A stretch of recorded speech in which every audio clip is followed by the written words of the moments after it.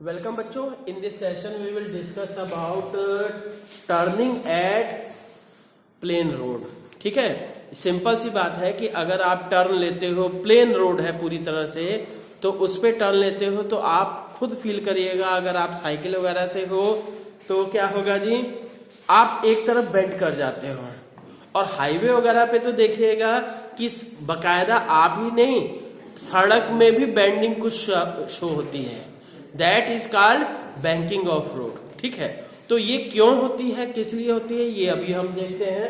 पहले turning at plain road, ठीक है, प्लेन लेवल्ड रोड है, तो इसके लिए अगर क्या है, फोर व्हीलर की बात करें, फोर व्हीलर,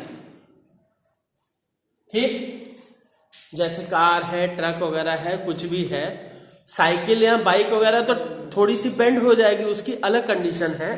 पर इसके लिए हम सब बात करते हैं, फोर व्हीलर की बात करते हैं। जैसे ये देखिए कि ये आपका वो हो गया, टर्निंग का पाथ हो गया। यहां पे हम कर देते हैं जी, जैसे हम कहें, यू कैन से दिस वन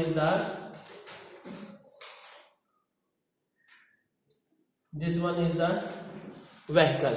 ठीक है, तो ऐसी सिचुएशन में आप सुनिए, इसका क्या है, जो रिएक्शन फोर्स लगेगा mg, जो नीचे की तरफ दोनों चार चक्के होंगे, चारों बैलेंस करेंगे, है ना।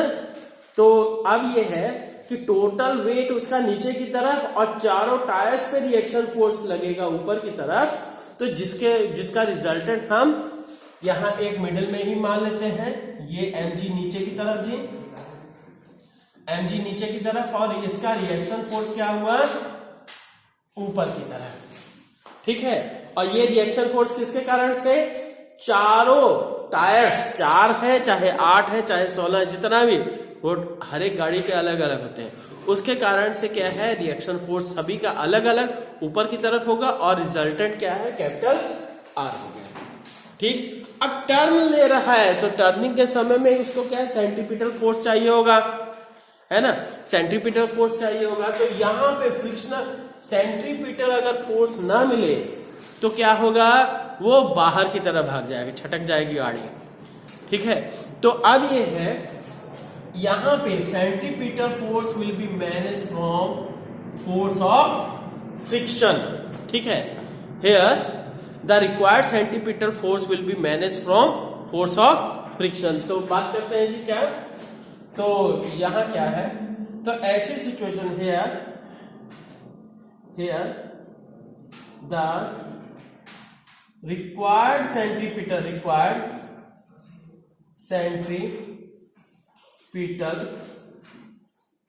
force will be managed from friction से ये मैनेज होगा। तो F इक्वल्स टू क्या होगा जी, F equals to mv square by r। Here v is the maximum safe velocity, v is the maximum safe velocity at turn. ठीक, and r is the radius of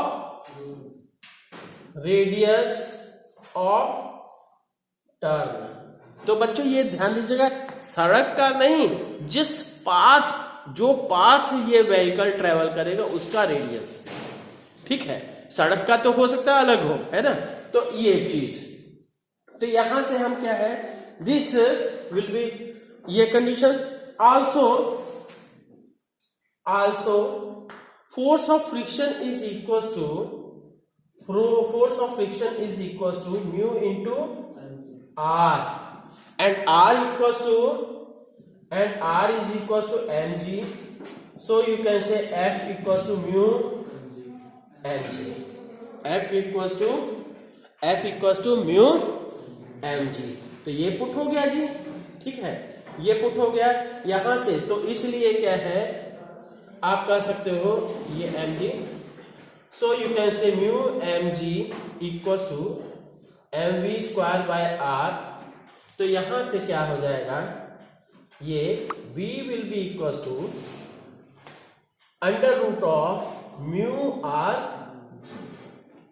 is that clear? तो ये चीज हुई।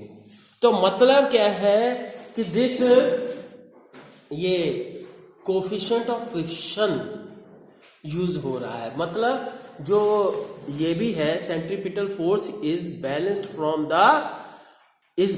From the ये frictional force. तो बच्चों इस तरह से क्या है, यहां मैक्सिमम सेफ वेलोसिटी क्या है, किस भी चीज पे डिपेंड करेगी।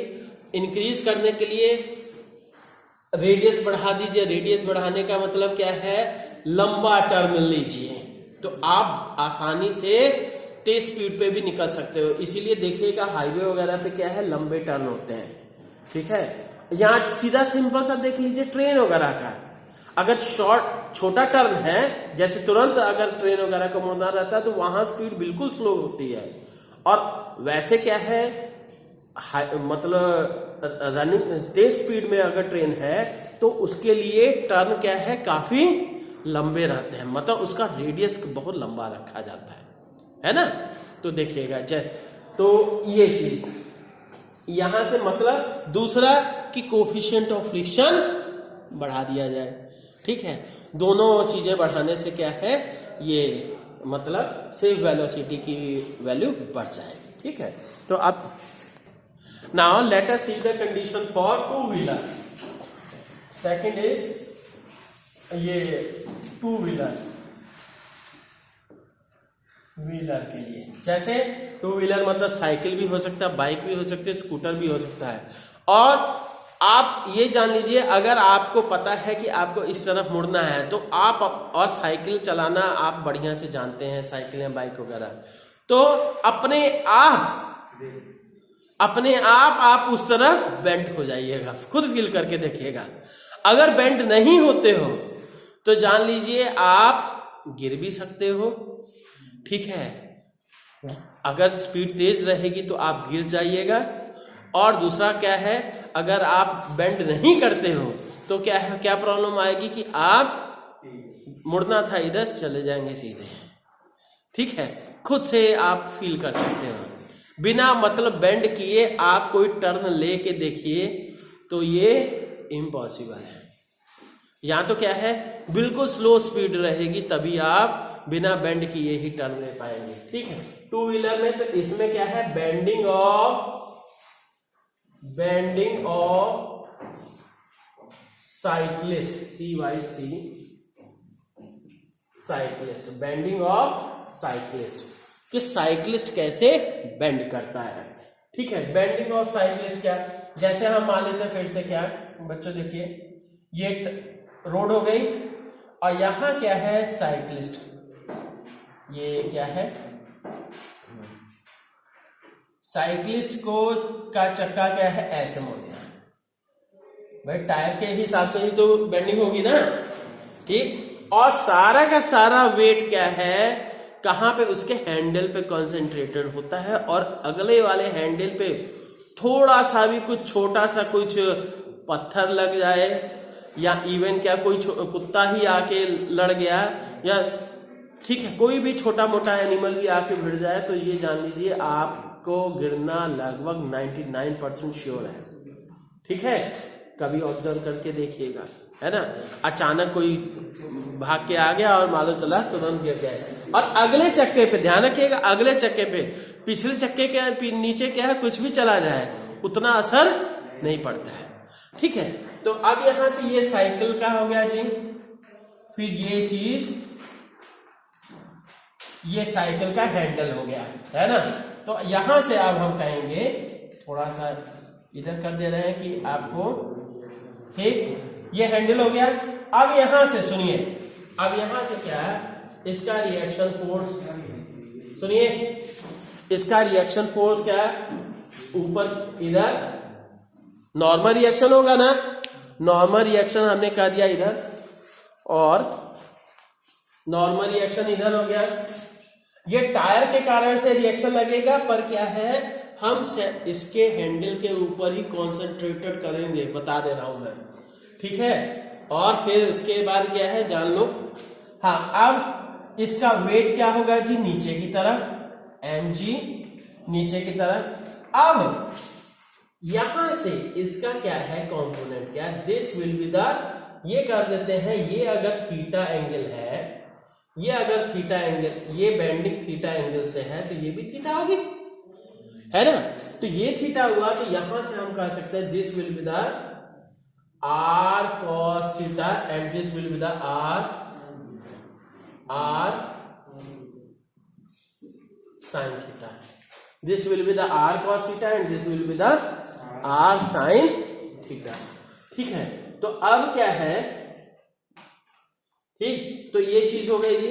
अब यहां से r cos theta, r sin theta. अब हम बात करेंगे जी, this r sin theta will provide the sufficient centripetal force। ठीक है, तो अब ये क्या है, सिंस if करते हैं, if नहीं सिंस कर देते हैं, हाँ, if the cyclist ये, हाँ, takes the turn at constant speed पे ले रहा है, ठीक है, कांस्टेंट स्पीड पे ले रहा है। तो अब क्या होगा, देन तो दैट इज इक्विलिब्रियम कह सकते हो। पर बच्चों ध्यान दीजिएगा, क्योंकि सर्कुलर पाथ पे है तो ये क्या है, एक्सीलरेशन तो होगा ही, है ना। तो यहां पे क्या है, now in this situation the ये r cos theta will be equal to mg will be equal to r cos theta and ये दूसरी चीज क्या होगी, एंड सेंट्रीपिटल फोर्स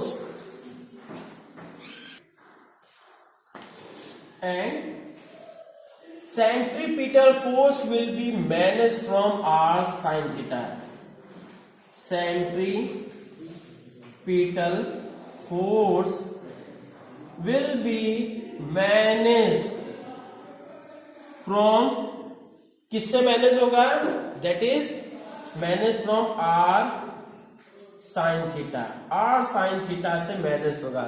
तो यहां से क्या है, r sin theta equals to mv square by r। तो ये इक्वेशन 1 हुई, this is the equation number 2। ये 2 डिवाइडेड बाय 1 कर देते हैं, तो क्या हो जाएगा, r sin theta upon r cos theta equals to mv square by r और फिर इंटू 1 अपॉन mg। तो v you can say sine theta upon cos theta equals to tan theta.